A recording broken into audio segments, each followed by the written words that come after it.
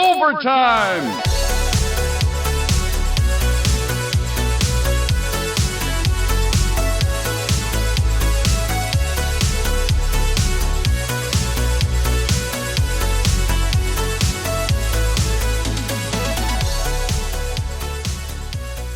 All right, welcome back to Overtime Arcade.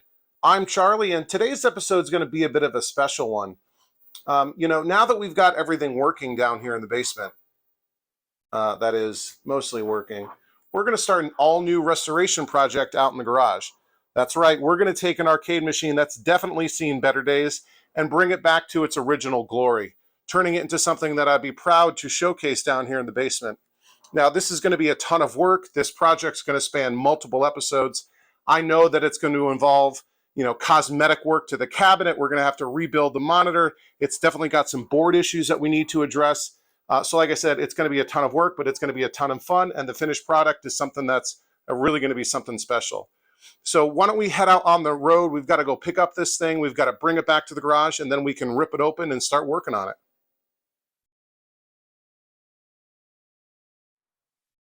All right, guys, we're here at Coin-Op Amusements in Hagerstown, Maryland. Picked up a new project, about to load it up into the truck. Can you tell what it is yet? Maybe not from the side, maybe from the cabinet shape. Look at that. Miss Pac-Man. Sides painted black, we're gonna have to address that. So let's get this loaded up into the truck, and we'll see you back at home.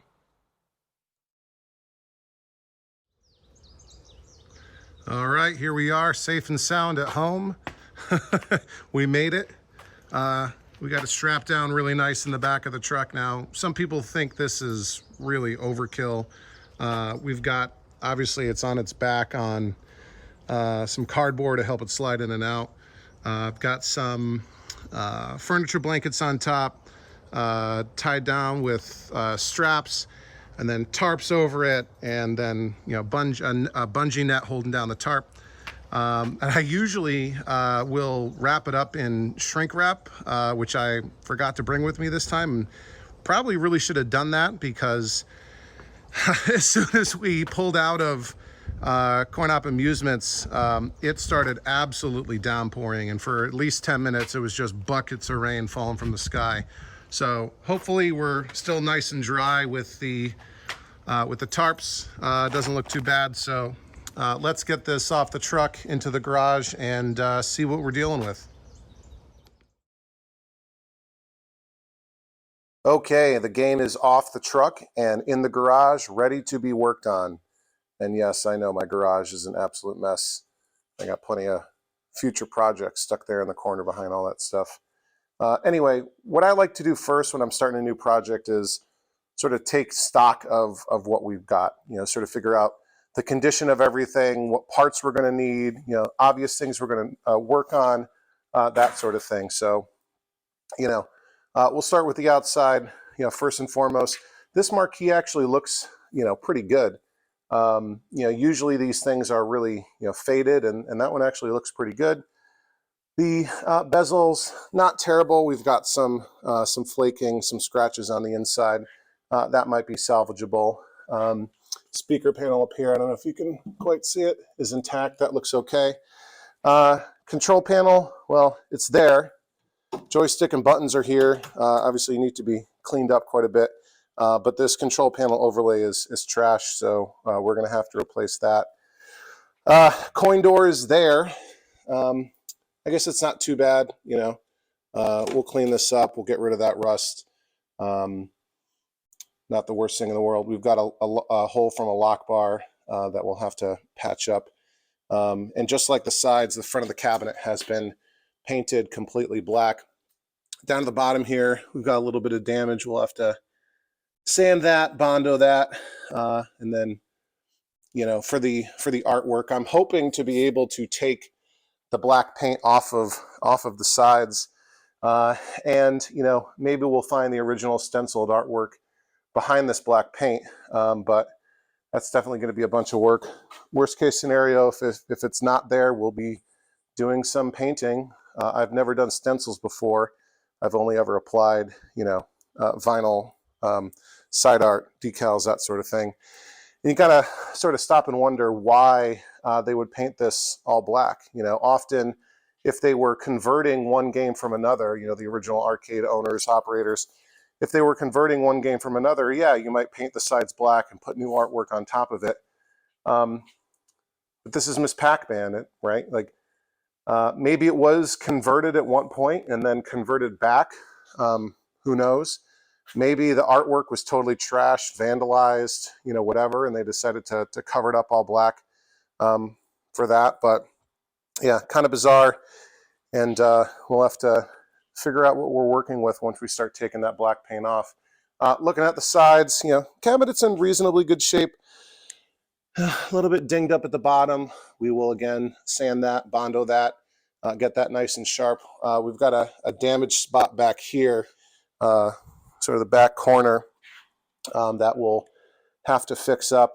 The back door is there. Sort of the lock is sort of, you know, broken, and they put this additional sort of, you know, latch on the outside that I've got a screwdriver in there holding it together. Back door is there. We're missing some pieces on one of the top vents and one of the bottom vents. So we'll have to clean that up and obviously take black paint off the back.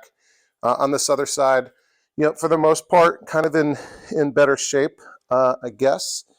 Down here at the bottom, again, we've got some issues that we'll address. Got some nails that have clearly been added to the side and a screw up here. I don't know if that's sort of to reinforce the structure of the cabinet, sort of hold it together better.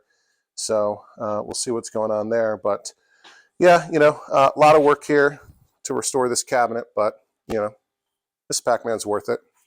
If we want to go on the back side here, we've got the original plate from Bally Midway. You know, obviously, you know, Miss Pac-Man. Well, Pac-Man was made by Namco and then licensed to Bally Midway for, you know, manufacturing and distribution in the U.S. But Namco didn't make Miss Pac-Man. Miss Pac-Man, you know, you probably know, was originally a ROM hack from was it General Computer Corp (GCC) out of MIT, and was it Crazy Otto? You know, they sort of had a ROM hack to refresh Pac-Man, maybe, you know, bring it back to life, make it more profitable, change it up for owners. Long story short, Bally Midway ended up adopting it, but yeah, it still has this you know, Namco name here because the original game Pac-Man was made by them, and Miss Pac-Man's kind of a ROM hack. Serial number here 925, so obviously very, very low. They made tens of thousands of Miss Pac-Man, so 925, one of the first 1,000 made, so you know, that's pretty cool. Let's go ahead and take this screwdriver out and take this back door off. All right, we'll put this over here on the side. You can see the B&K 467 rejuvenator that I'm also working on. So here we go. Here's the inside of the cabinet. Up here you see we've got this instruction tag, sort of, you know, telling owners how to set different options for, you know, free play versus the number of coins required. Over here we've got another tag that has the serial number, cabinet, Pac-Man Ms. Upright number 0925. This monitor is clearly not original. This is a newer monitor. Let's see if we can see down here. Yeah, so Cortec KTM 2001. So this is clearly a newer monitor, not the original one. So at some point, the owner swapped in a different monitor for this cabinet, which is fine. We'll either leave it or maybe put a different one in. I have, you know, a couple of other monitors over here, both of which have, you know, one with heavy Miss Pac-Man burn and one with still pretty heavy burn, but we'll see what's going on there. When I bought this game, it was listed as playing blind, meaning the game was playing, you could start it up, coin it up, hear it playing, but you weren't getting any image on the monitor. So not entirely sure what's behind that, so we'll figure it out. We'll get this monitor working one way or another. Then we have the board set over here. In fact, if you look closely, you'll see that that says Midway Manufacturing. Let's see if we can get that to focus.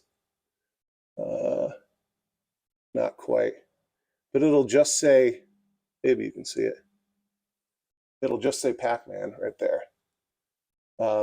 This is a Pac-Man board. And then you have this daughter card connected over here that turns Pac-Man into Miss Pac-Man. And there's a couple of other Miss Pac-Man ROM chips right there. So yeah, that's the board set. Up here we have the edge connector, and you can see there's some grossness going on over here. These Pac-Man and Miss Pac-Man boards are very common to build up resistance and burn up the edge connector. So that's something we'll have to fix up. And obviously they've got a little hack here, this wire running down to this capacitor on the board, probably jumping over that issue there, but we'll get that worked up. One thing again that's kind of interesting about Pac-Man and Miss Pac-Man boards or games is that they don't have a separate power supply board, right? So most machines, most games have, a transformer assembly down there that feeds some sort of power supply board that makes 5 volts, 12 volts, whatever, and then that gets sent to the game boards for whatever they need to do. Pac-Man, Miss Pac-Man, they don't do that. So you do have a transformer assembly down here that sends AC directly to the game board, and the game board essentially handles the power supply responsibilities and creates the DC voltages needed for whatever. But yeah, it takes AC straight to the board. So yeah, obviously the transformer assembly down here. We've also got some nonsense going on. We've got 2 different fuse blocks, and the Pac-Man, Miss Pac-Man transformers are well known for having issues with the fuse blocks. They build up resistance that causes problems. So we'll probably replace those. You can see a previous owner sort of hacked in a sort of separate fuse. So we'll fix that. We'll get that all cleaned up. Obviously, that's a replacement power cord that was added at some point. There's more nonsense I can see down here.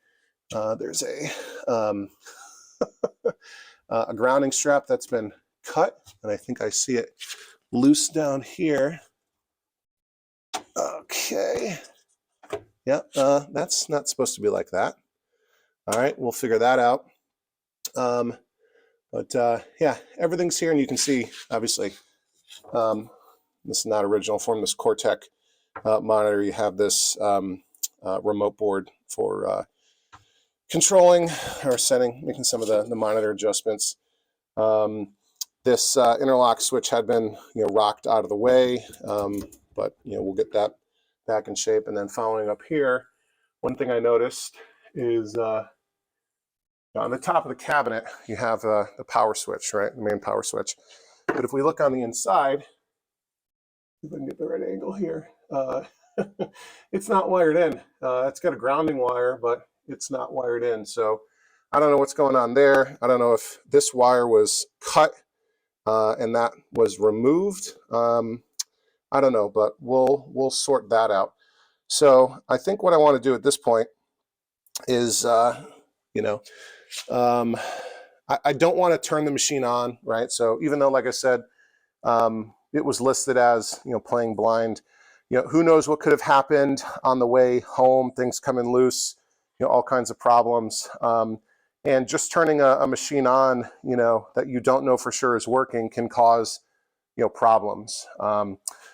So typically what you want to do to avoid that is start from, voltages and work your way up. So that's what we're going to do. We're going to kind of tackle this in stages. I think we'll start with the, internals of the cabinet before working on the cosmetics. So first thing to do is make sure that transformer assembly is working properly. We'll sort out the fuse blocks and all that stuff and the wiring. Then we'll move on to the game boards. We'll move on to the monitor. We'll figure out the control panel. But let's actually take a second here and, open up coin door. So we've got coin mechs. I've tested them. They're working.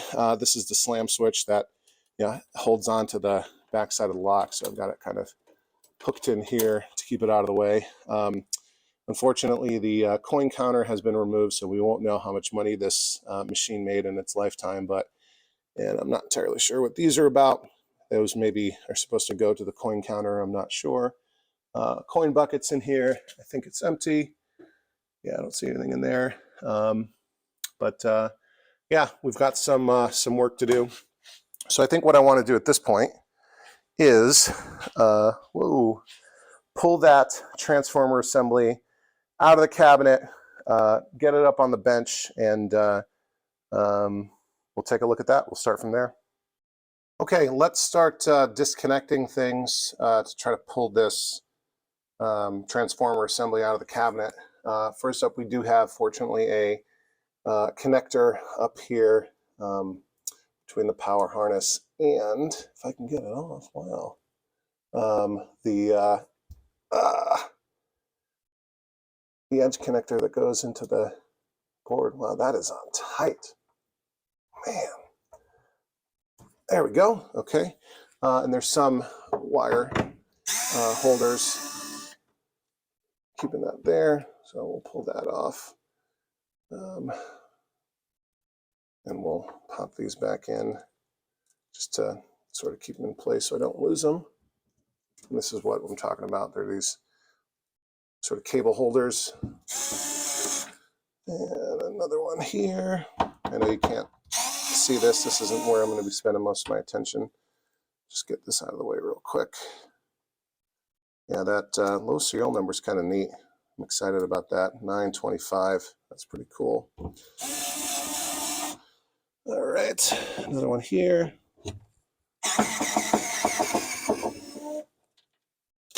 Grab that. Man, this harness is dusty. I'm gonna have to clean this. Gross. The whole thing needs to be cleaned out. There's all kinds of dust bunnies in here. Looks like it's maybe seeing a little bit of moisture at some point, but not so bad. I'll grab a flashlight too. You know, whenever you open up these things, you never know what you're going to find. You know, dead mice, which I've never found that, fortunately. Definitely lots of mouse droppings. You know, obvious signs of rodent life, but this one isn't actually too bad. Let's see. We've got 4 screws in the corner that sort of hold the whole transformer assembly, into the bottom of the cabinet. Let's see, where else can we go? There's this grounding strap right here.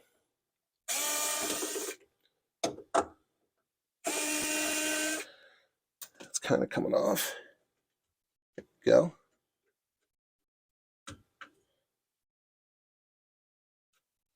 Oh, that is tight. Holy cow.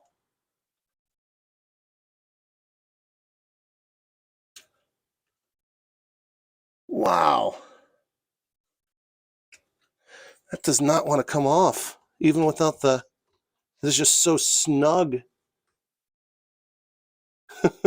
And the staple that's holding it in is like through the grounding strap. I don't know if that's to code. My goodness.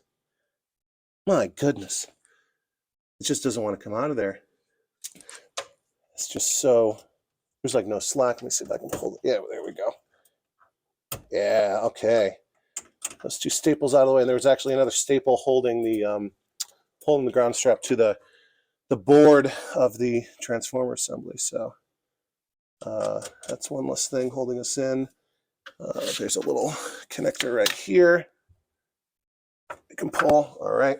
Unfortunately, they're not all that easy. There is one right here, but I don't know how much that gains us. All right. Then you got this whole mess. Like that's actually just the power cord. So that really didn't do anything for us. You got this whole mess going all the way up here the side. We'll pull the power for the monitor, and there's this little, you can't see it, this let's see, grounding grounding sort of connector for the chassis frame of the monitor. We'll get that off. Okay, so let's continue on bits here. Let's see if you can see this. All right, another cable tie.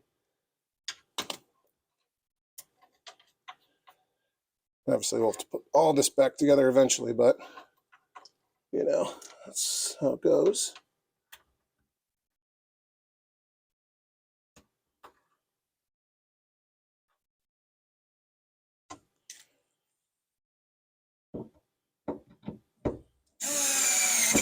Okay, here's one here, kind of at an angle.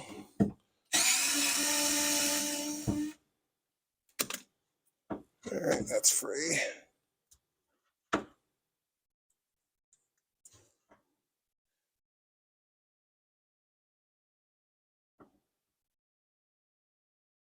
Come on.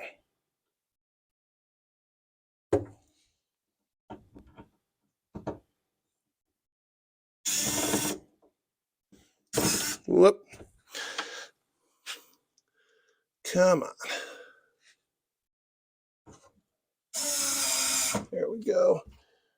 Next, we've got the couple bits holding the interlock switch in. That's one. We'll just stick that here for now. There's another cable tie behind it.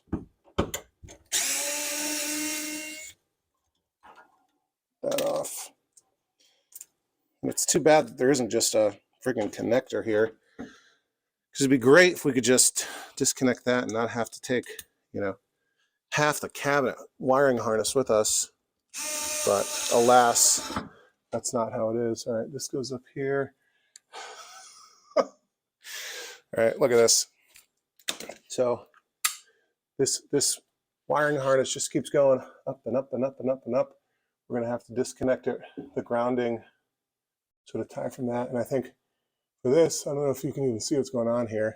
It goes into the marquee light and the speaker. So I think we're going to have to attack that from the front. All right, we're back around to the front of the cabinet.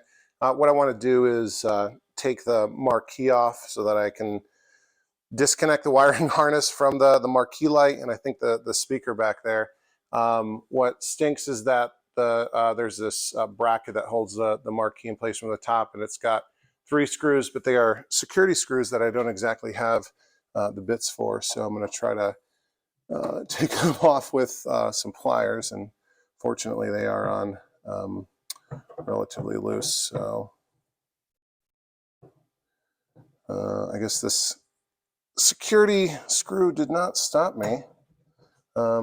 You know, they put these security screws in thinking they would stop, you know, teenagers from back in the day using a screwdriver to steal the marquee off a machine, but, you know, they might not have that bit, but how hard is it for a teenager to get a pair of pliers? So let's pull this off. 3 screws.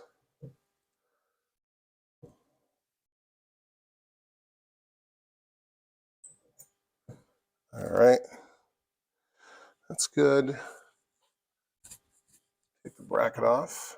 All right, it's a little beat up, but not too bad. Marquee just slips right off. Look at that. It's pretty nice, right? Not bad. A little bit nicked up, but not bad at all. Move all this off to the side for now for safekeeping. And let's take a look at what's going on inside here behind the marquee. Okay, so yeah, we've got a connector that we can unplug right here that goes into the marquee light. Okay. That's good, that's free. And now this bit is held on by the grounding screw right here. That'll just come off by hand, good. And I can feel the harness wants to slide down, so I'll kind of let that down a little bit gently. And there it goes. Let's come around here to the back. Okay, got hung up a little bit. I didn't want that smashing down and hitting who knows what. So, all right, I think the harness is free. So let's go and get those 4 screws holding the transfer assembly to the bottom of the cabinet.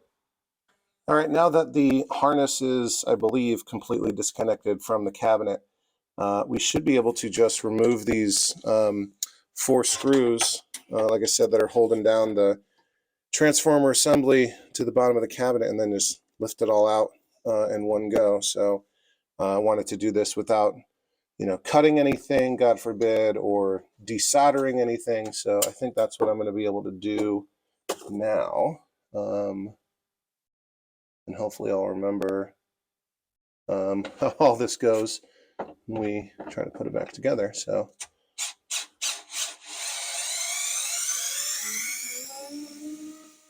all right, that's one.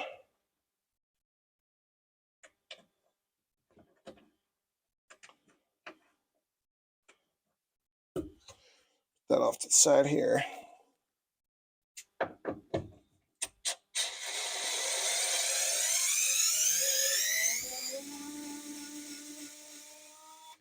I do really like this screwdriver. I like that it has a light, which is great for working inside of dark cabinets. It also charges over USB, which is terrific.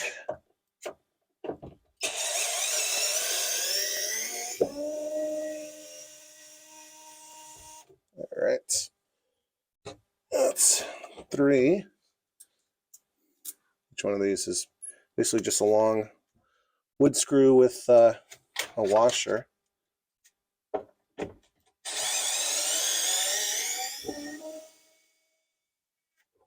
Yeah, I'm always curious about the life or the former lives of these machines. Was this always a Pac-Man, Miss Pac-Man? Was it converted to something else and then converted back? It's got that sticker up front that has a 50-cent price tag on it. So this, and it's got this newer replacement monitor. So this was clearly in service much later than the early 80s when it first came out. Let's see. Hopefully I should be able to just pick it up. Yep, here we go. Are we free? No, we're stuck on something. All right. Okay. We are up and out and on the bench. Let's see. Here's the empty cabinet, or the empty base of the cabinet. What do we have down here? Ooh, let me grab a flashlight real quick. Look at that. 26 cents. Let's see, what does this say? I don't know if it'll focus, but that's a quarter is from 1998, and this penny is from 1964. We've got a couple screws down here at the bottom, which is good because we were missing some. Let's see, a lot of dust. Pieces of paper. What's this thing? Some business reply mail. Ooh, something like a magazine subscription. Looks like, who knows what for. Newsweek or Time or Playmeter. We got some staples, some wiring insulation. All right, nothing super interesting going on in here, but we'll get this cleaned up. Now we're back here on the bench. Oh God, the transformer assembly. If you're wondering, yeah, off camera, I took the marquee and put it back on the cabinet. That's the safest place for it. So here we go. We need a new power cord. Here's most of the cabinet harness, including the interlock switch. Look at all this mess. I don't want to step on anything and really crush it. So we're probably going to end up just replacing these 2 fuse blocks entirely. A 4 fuse setup over here and a 2 fuse setup over here. Usually the transformers themselves don't go bad, so we should be good there. Here's a line filter. Yeah, I don't know what's going on with this grounding strap that they cut. Look at that. Crazy. But we'll fix that. Fix that up. It almost feels like it's loose out here and wants to come off. You know, you see this hack here where they, what did they even do? Where does this come from? Off the transformer, through a fuse, and then was this? Yeah, I guess this was originally on. Yeah, this fuse spot. You can see that. Yeah, this is like the metal's all like wants to fall right off. So that's how they fixed the. Which one is this? 7 volt, 5 amp line. The other one's 12 volt. 12 volt, another 7 volt. And then over here we have. What is that? Oh, the line bolts.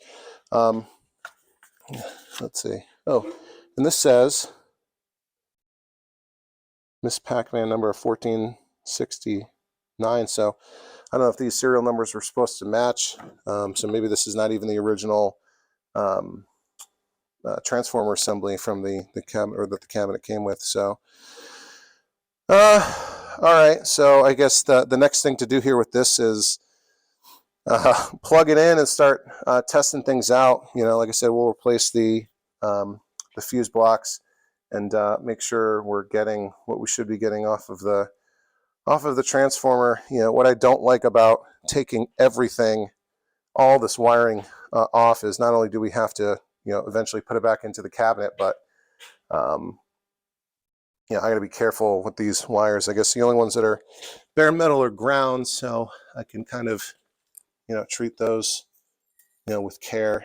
I guess the rest, the ones that aren't grounds, are you know, in connectors, so we should be in good shape there. But yeah, this is definitely going to all be getting in my way. So yeah, and so that's the first thing we'll tackle. And like I said, from there we'll get the cabinet all cleaned up. We'll figure out the board. We'll sort of repair that edge connector and this sort of jumper wire that they've got going to this cap here. Figure out what's going on with the monitor. We'll get the cosmetics of the cabinet all squared away. We'll get all this black paint off. See if we've got the original artwork preserved underneath, or if it's, you know, blasted away. We'll fix up all the dings and, you know, messed up corners with Bondo and sanding, and we'll get everything good with the control panel. Figure out if we need to, you know, replace more than just the control panel overlay, and eventually we'll have a nice, beautiful, working Ms. Pac-Man. So I think that's a good place to stop for now with this episode. This was just meant to be kind of an overview, taking stock of you know, what we've got confronting us with this project. But be sure to subscribe and follow for future episodes where we do bring this Miss Pac-Man back to life. Fingers crossed. So again, I'm Charlie. Thanks for watching Overtime Arcade, and we will see you next time. Overtime!